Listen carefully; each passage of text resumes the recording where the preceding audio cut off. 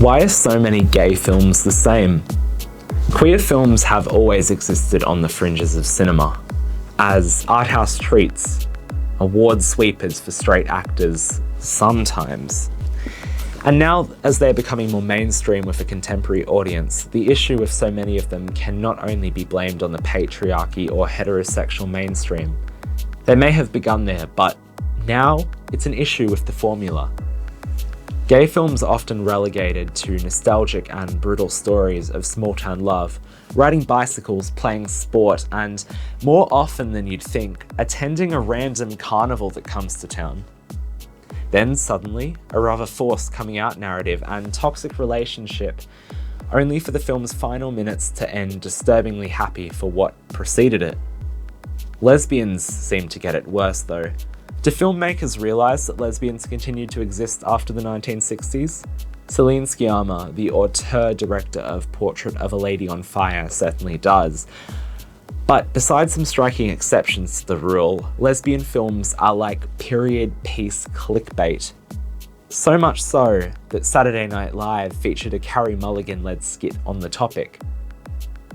Even if the individual films aren't all that bad, gay and lesbian films represent a frustrating cachet of unadventurous cinema. Are the gays okay? Let me set the scene.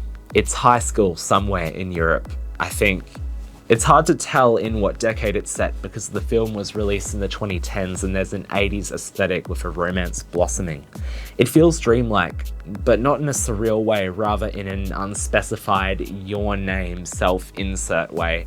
So am I talking about the film Boys from 2014 or the film Boys from 2019?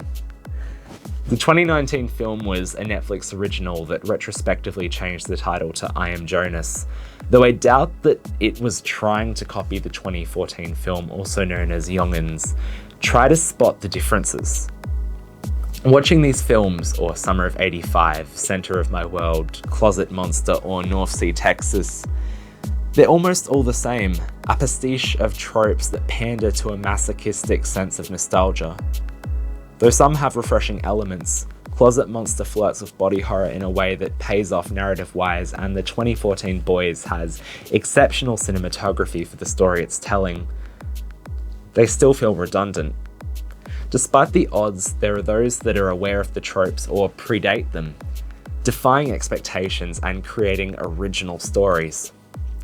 Get Real, a 1998 film from the UK, begins with the same small-town, bicycle-based high school setup, but transforms into a campy, heartfelt ode to friendship and self-respect. And Then We Danced, a Georgian film, is genuine in its portrayal of being gay in a less accepting country, with the hyper-masculinity of Georgian dance as a unique backdrop for the story, as does the African thriller Moffy, which is more a war film than a queer one, an emotional blend of Brokeback Mountain and Full Metal Jacket. Are the lesbians okay?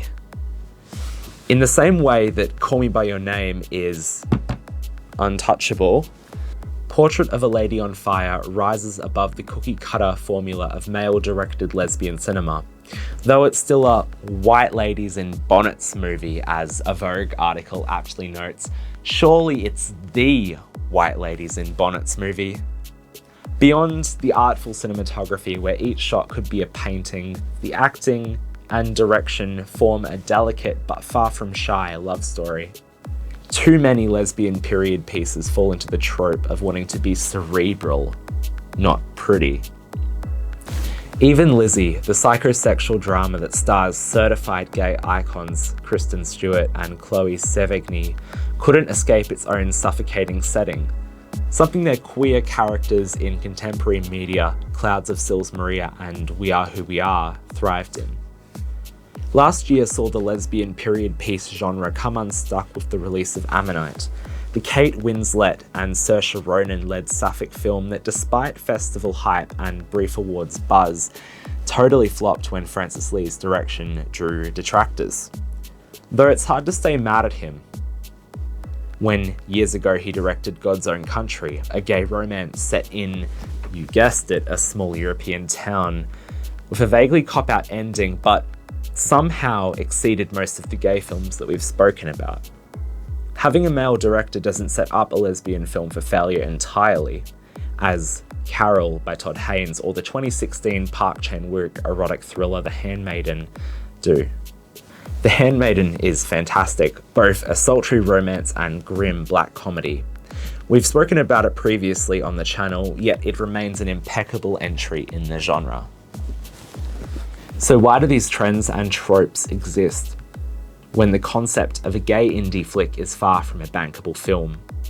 For lesbian period pieces, it's a chance to retrospectively create a safer, more progressive past for a queerer contemporary audience that want to see themselves represented in history.